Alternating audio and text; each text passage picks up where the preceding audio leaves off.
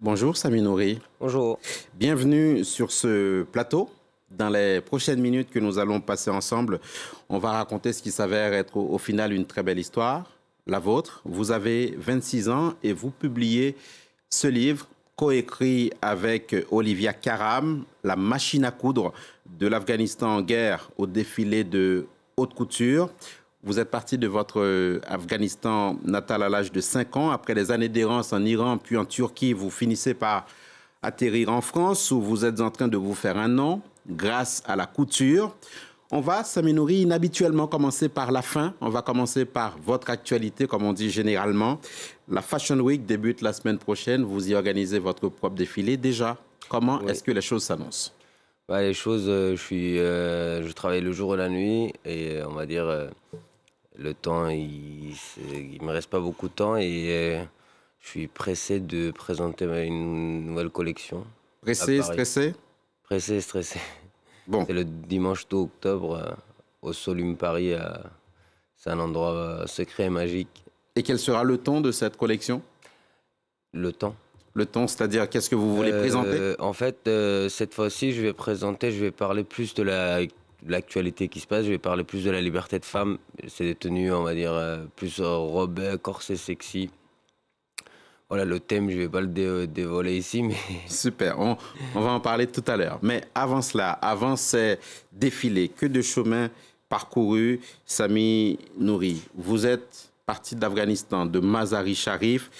Vous avez 5 ans quand votre père prend la décision de quitter le pays, votre famille. Nous sommes en plein pouvoir taliban. Racontez-nous ce départ forcé. après, je me souviens pas de. J'avais 5 ans, mais mon souvenir, c'est le poussière et les vêtements traditionnels. J'ai pas beaucoup de souvenirs, mais on a quitté l'Afghanistan parce que notre vie en était en danger par rapport à. Voilà, mon père, il avait un épicerie, etc. Après, c'est juste que notre vie, elle était en danger, quoi, parce que j'avais un grand frère qui s'était décédé, il s'était assassiné, et à cause de ça, ma famille a décidé de quitter l'Afghanistan pour nous sécuriser. Vous vous retrouvez en Iran. On a vu passer tout à l'heure une photo de vous avec un objet fétiche. C'est la machine à coudre. C'est un objet qui vous suivra toute votre vie.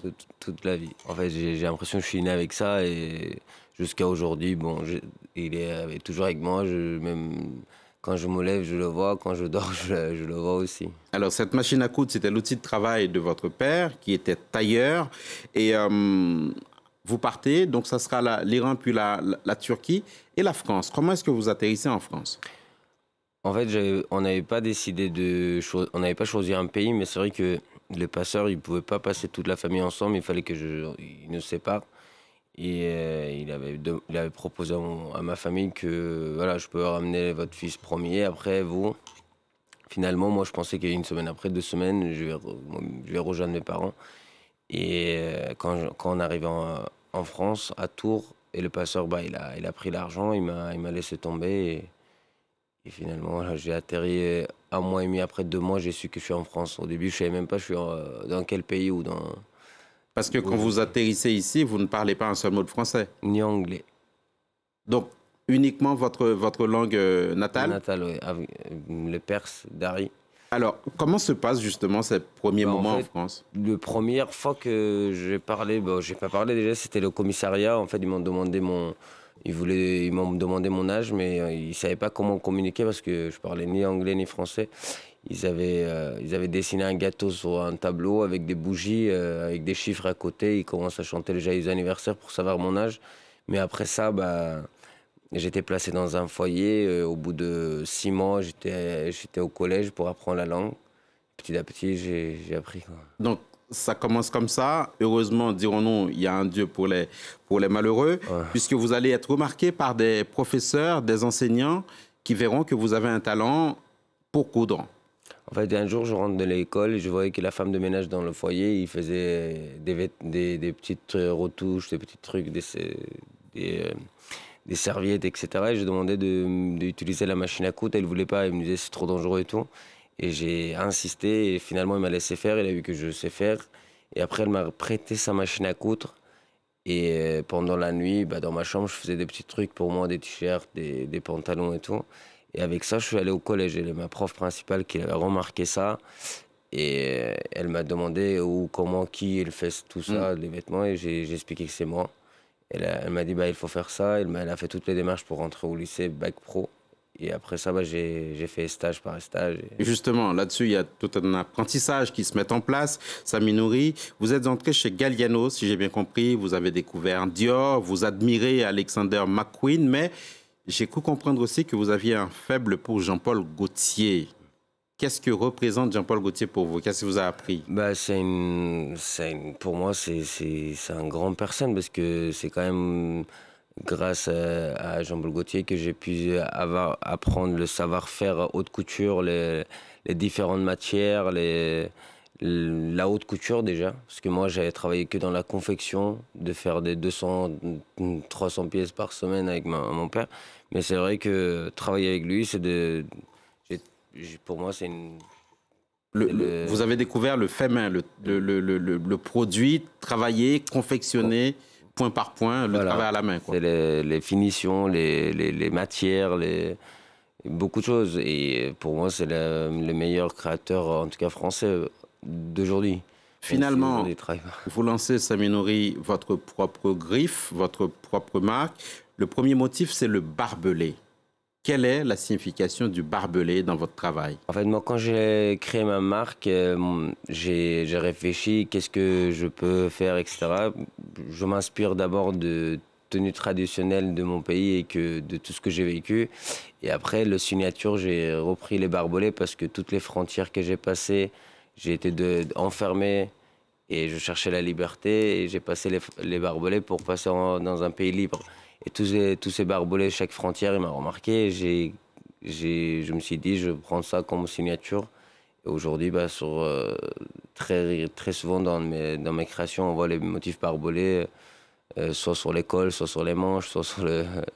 Ces voyages ont marqué votre travail, Samy Nouri. Votre passage en Iran, par exemple. Expliquez-nous ce que vous faites d'un tchador, d'une burqa.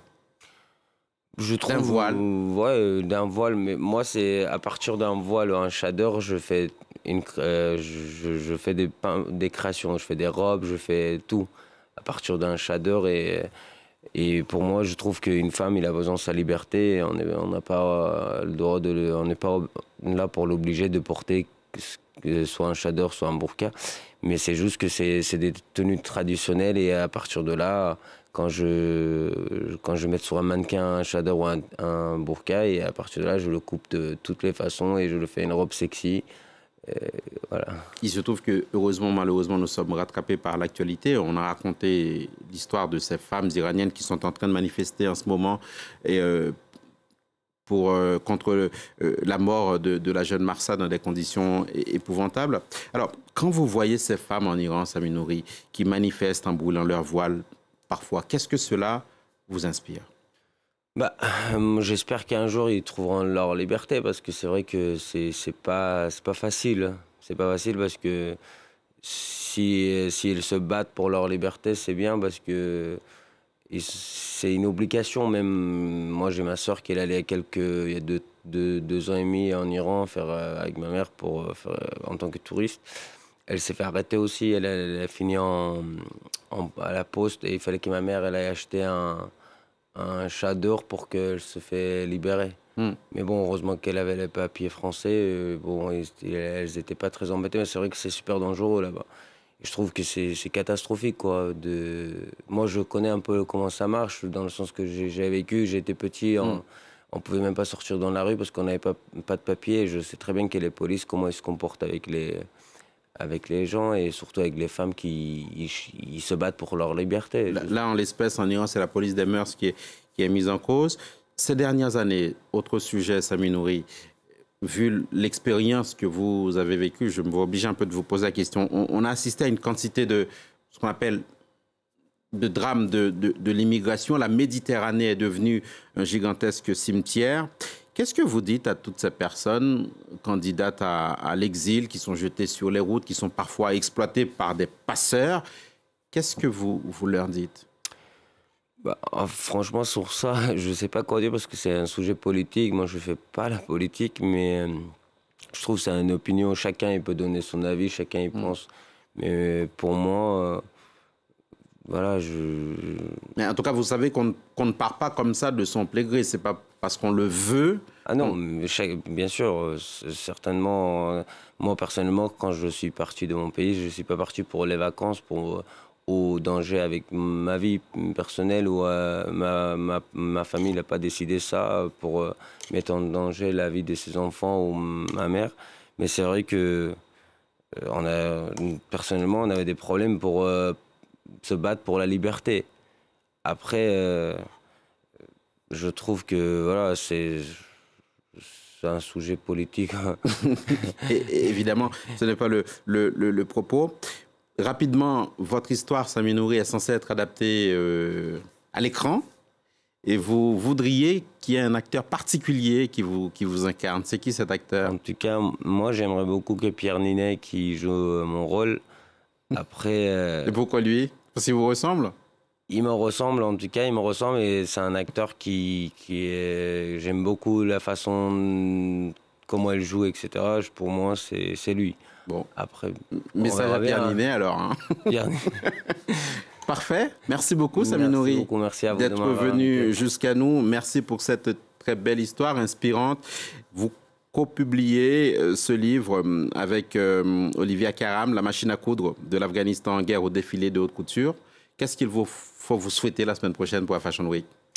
Je souhaite que toutes les jeunes qui voient ça, que c'est un message que même si on n'a pas de moyens, etc., qu'on peut réussir, et il ne faut pas lâcher l'affaire. Et moi, je me souhaite que je puisse réussir le 2 octobre, présenter une belle collection que les gens ils vont aimer.